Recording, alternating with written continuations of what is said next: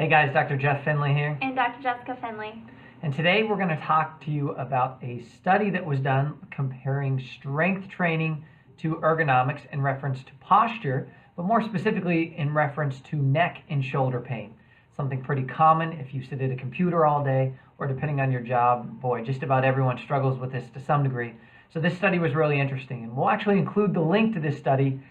We forgot to do that last time, so sorry about that, but that'll be listed in the comments or under the description of the video. So here's what this study was about. It was a 1-year controlled or randomized intervention study, meaning they took about 500 people, which is a huge amount of people, and studied them for a year. They were split into 3 different groups. The first group was given strength training or resistance exercises to complete.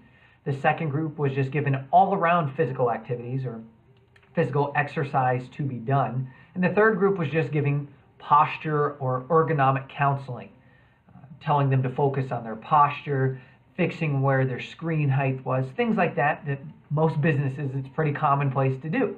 And at the end of the year, they looked at what the results were. So let's talk about a couple of the things that they looked at and what they saw.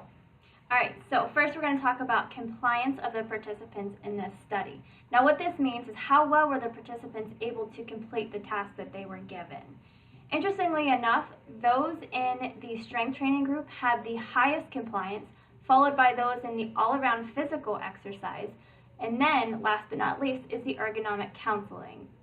Now, believe it or not, those in the strength training group had the greatest improvement in neck pain and shoulder pain. They also noted in this study that those in that group had increased strength in their shoulders.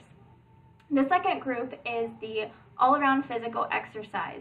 This group noticed that it did help. However, it was not as great as those in the strength training group. Last but not least is the ergonomic counseling group. Those participants did not have any improvement in strength in their shoulders. They also did not have any improvement in their neck pain. In fact, it got worse by the end of the study. So what does all that mean? Both of us were talking that this study was fascinating to us because we would have bet money that the people that focused on ergonomics and posture would have shown the most improvement. But in fact, not only did they not show improvement, they got worse. And not only did they get worse, they had the least compliance, the least ability to stick to the exercises or to focusing on posture compared to someone who was giving specific tasks to strengthen themselves on a daily basis or on a weekly basis, whatever it may have been.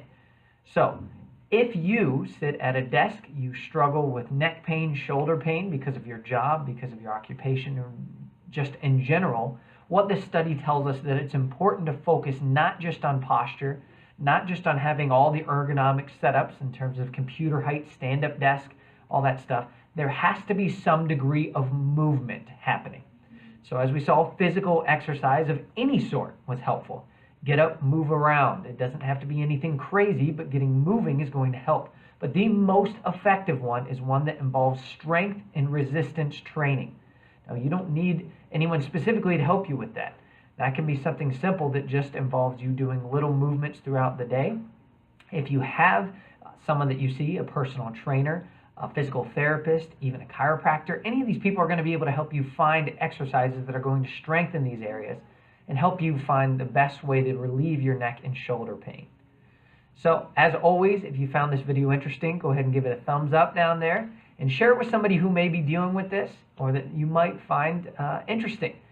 So, thanks for tuning in, and stay tuned next week as we talk about the benefits of chiropractic in children and how they can benefit from being under care. Thanks, guys.